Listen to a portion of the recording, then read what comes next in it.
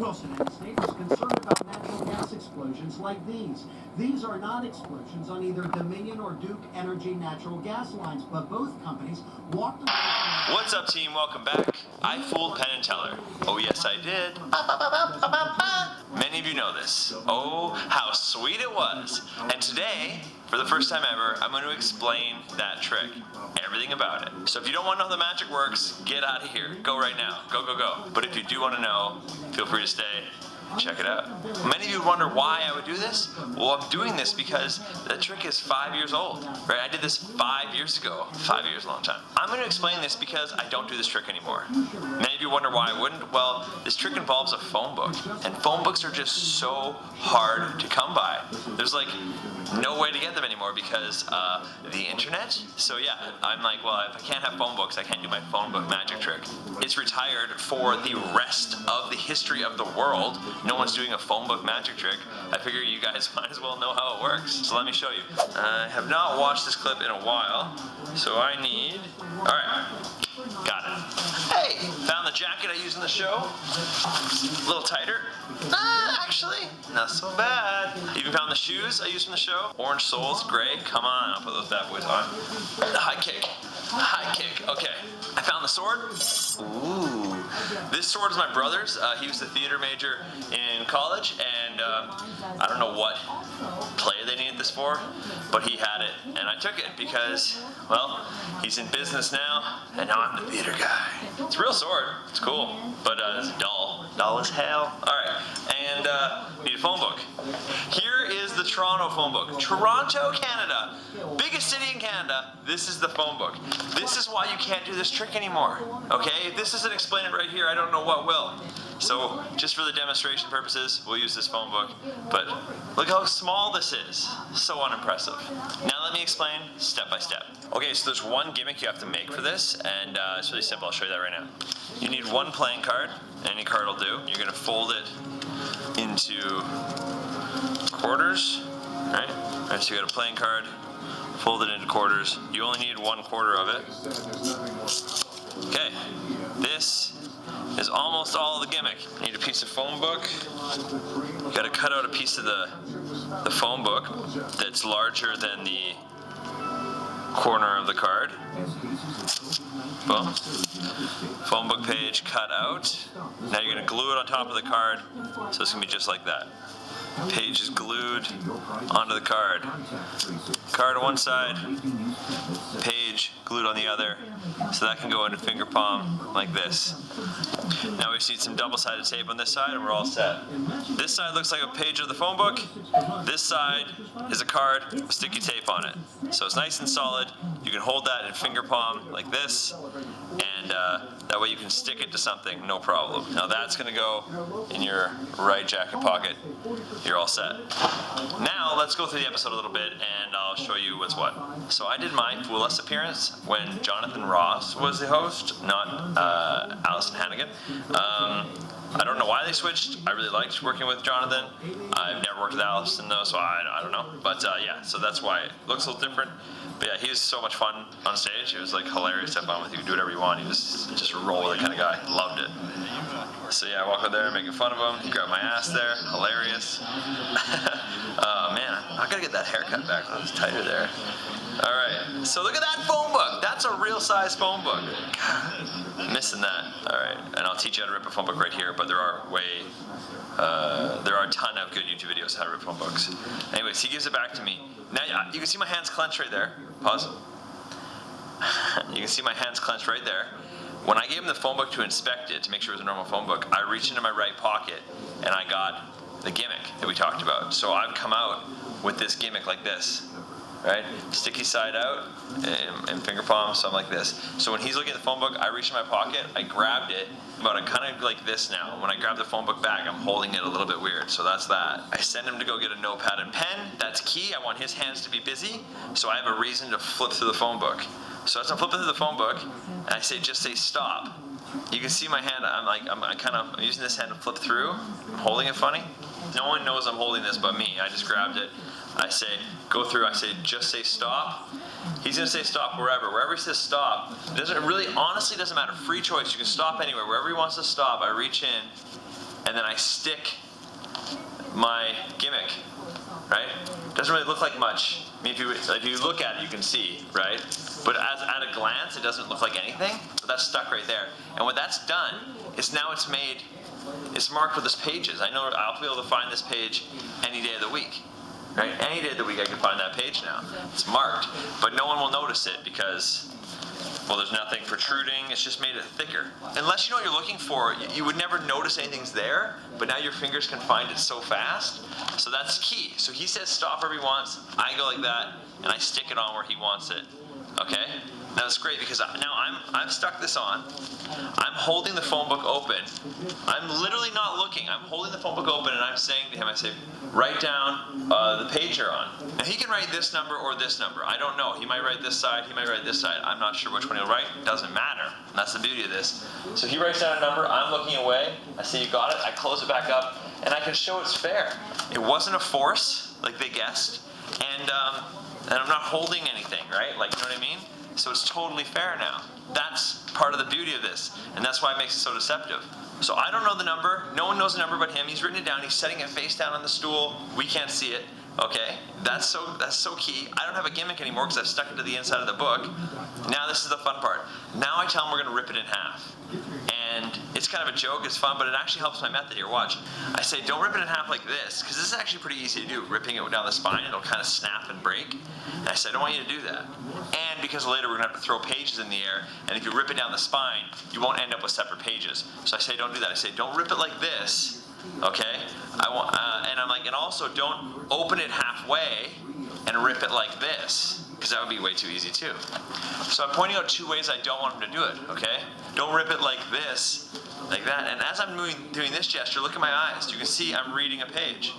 So right now I'm on page 135. In the video there, I'm on 520. But I look and I read that as I'm gesturing with this. So I'm describing him what I don't want him to do, but at the same time, that's where I'm getting the peak, so now I know what page number he was on. So I look down and I go, oh, okay. And I close it back up and I say, what I do want you to do is I want you to rip it this way. And I proceed to demonstrate how I want him to rip it, and then give him the book. So that's where I get my peak. It's so free. That little gimmick's just stuck in there hanging on, no one would ever notice it, and that's where I'm getting my peak. It was super fun that way. Like, it's so bold, because it's right out in the mid-view, when you look at my eyes, you can see just looking at it. It's so scary. But no one's looking for that moment. That moment's well disguised. Hi, my name is Dr. Anthony Balduzzi. I'm the founder here at the Fit Father Project, and I want to welcome you to our website. My team and I, we've helped over 500,000 fathers. And then I let him try and rip the phone book, because it's really funny. You can throw some jokes and jabs in there if you want, all good. And then he can't do it, gives it back to me. Now I rip the phone book, just this one's quite thick, so I'm like really playing, but I'm also playing it up a little bit for the show. But the one I have here right now, like this one, I mean, I can rip this in 2 seconds, which I'll show you how to do. Okay, quick interlude, how to rip a phone book. I could rip phone books like that thick, easy. But they just don't exist anymore, so we don't have them. Okay, we're gonna go with a small one. This is what you're doing. You put your fingers pretty close together, and you're gonna bend, and you're gonna squeeze, and look at all that air that gets in there. See that? You squeeze in together with your index fingers. You're gonna push those together. So you're bending up, and you're pushing these together. And look at the air that gets in there. See that air? Air between every single page. And that's what you want. You're gonna just break it apart. You're gonna see it peel one piece at a time. Look at that. And once you get to here, you're fine. You can re-grip, and now you can just pull it all the way apart like that. It's crazy, because any other method where you try and rip pages that are all together like that, it feels like steel. It feels impossible. But if you learn to like bend and get that little air gap in there, it just like comes apart like knife through hot butter. That's a funny moment. Throw away the spine, give him the loose pages.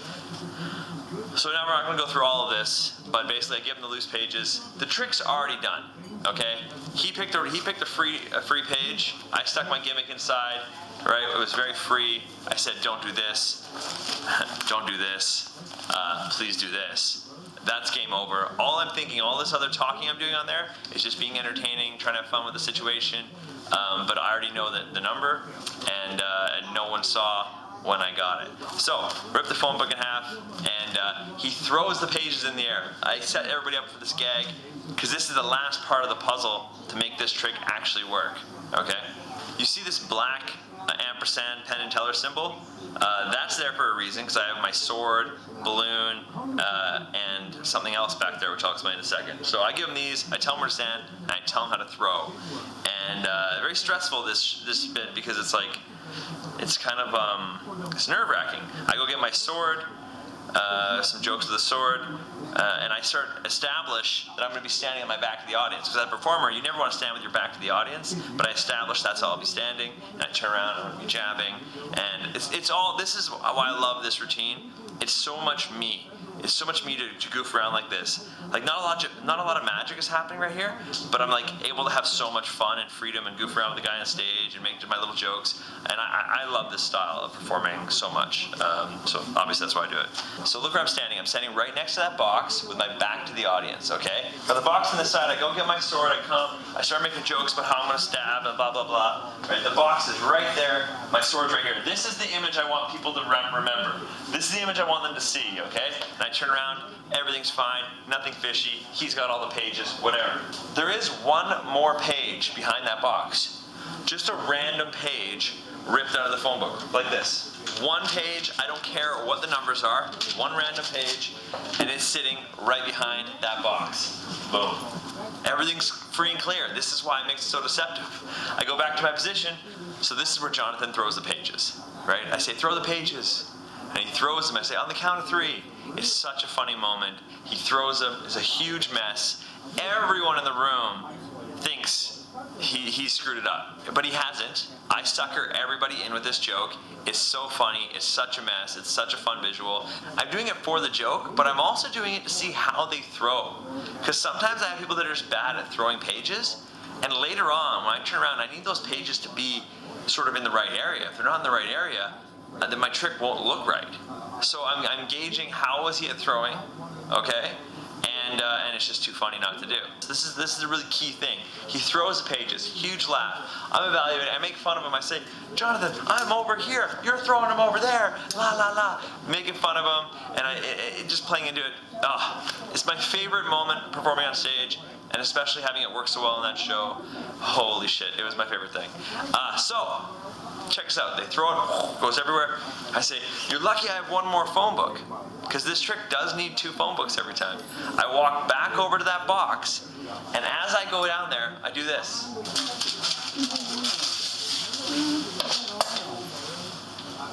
So I go slide that page on the sword, I set it down, page is on there, I leave it back there though, I come back with the phone book, more jokes, la la la la la, we're joking around, I rip it in half, I give them the page, I say there's no more phone books, don't mess this up, super fun, but you guys have seen all that. When I go back and pick up the sword, I slide into position so no one can tell, got it here, no one knows, just me, right?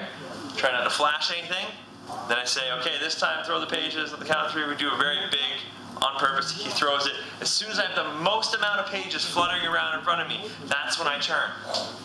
Right? It's a timing thing. If you watch the slow-mo of this, if you slow it down, at one point, you do see this. Look how bad that is. Look, you can see it's already on the sword. It's just unfortunate editing. And when you watch it just normal, you don't see it. But obviously it's there. People on YouTube slow it down all the time and always try and point it out, and that's fine. It's just, it's probably a trick that's better in person than it is on TV, but it worked, obviously.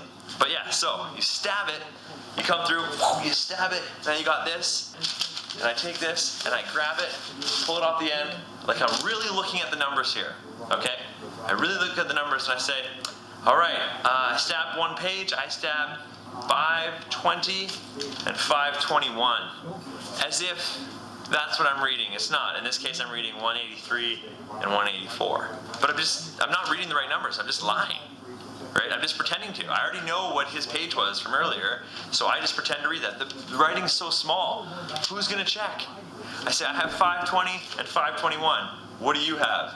And he holds up 520. And I just say this, thank you. And I just let that page fall into the thousands of other pages that are on the ground. Thank you very much. I mean, no one can even check it now unless they really get down there and see which page is pierced, but they're not going to do that, especially not in that situation. Never. Who would ever do that? No one would ever do that. They might have wondered, they might have wanted to see it, but they're not going to go look for it.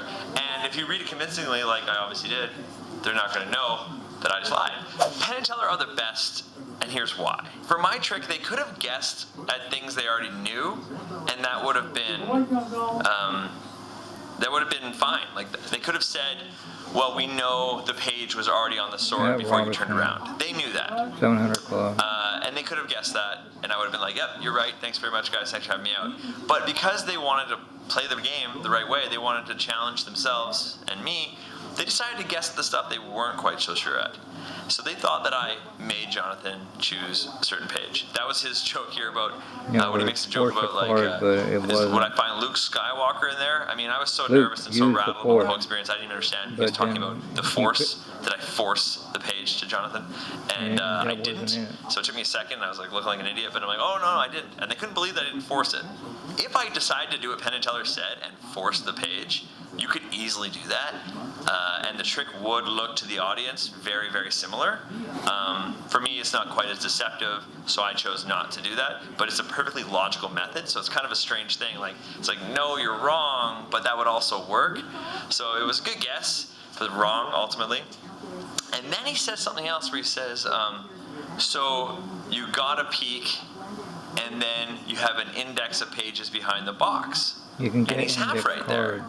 So I tried to cut him off. But he's like, you took a peek, and I'm like, yeah. And then he's like, and if he had just stopped there, I probably would have been like, yeah, you got me. Thanks for having me. It's so fun being here. But he didn't. He kept going. He said, and there's an index. I was like, oh no, like there's not 1,000 different pages. I'm not going back behind the box and like rifling through a bunch of pages to find the right one to put on the sword. That's when I knew for sure they had no idea, because that's impossible to go and quickly scan through 1,000 pages of a phone book, grab one aside on a sword that fast. It's not going to happen. They know I got a peek. I don't think they know when, but they know I got a peek, which is good guess. But then, do you have an index? No, I don't. So now they've guessed 3 things. They've only got one sort of right. So that's when they had to say it. We have taken, this is just ridiculous. We've taken 2 runs at this. Almost seems like we're about to cross into unfair. It almost seems like we're cheating. Magicians are supposed to cheat. You have cheated better than us. You, sir, have fooled us. Hey, you fooled us, and I couldn't believe it. Like, what a crazy experience. It was like such a good feeling, and I honestly didn't care whether they figured it out or not, because I was just having fun up there, you know, like actually having fun up there. Easily one of my favorite experiences my whole career, definitely my favorite TV experience. It was just so surreal, and they were so great to, like I said, to like try and guess the thing they didn't know, and that was so fun for me, where they were like, yeah, we're not going to worry about the sword and how the page got on there, and no. They're like, well, let's guess at how he knew. Even the comments I get on the other YouTube video where people are like, it's already on the sword, that's always the comment. It's like, yeah, Penn and Teller knew that, guys. They're not, like, of course they knew that. They're the best. What they didn't know was how I knew which page. And that was the really tricky part of this trick. That was like the beauty of it, and I'm so glad that they chose to focus on that. And it really feels good to explain this to you guys. I hope you enjoyed it. I hope you thought that was neat. I hope you thought the method was cool. I hope if you're not a magician and you watch this, it didn't ruin anything for you.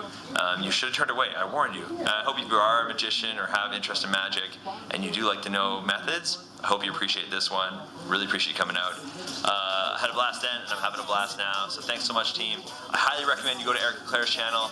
He's explaining his trick for the same reason I just explained this one. Is he's not going to do it again. I'm not going to do this one again. Certain tricks you just can't do. They're meant for a certain thing, and then they're not. They're not going to work in real life anymore. So go over there and enjoy that as well. See you later, team. Bye.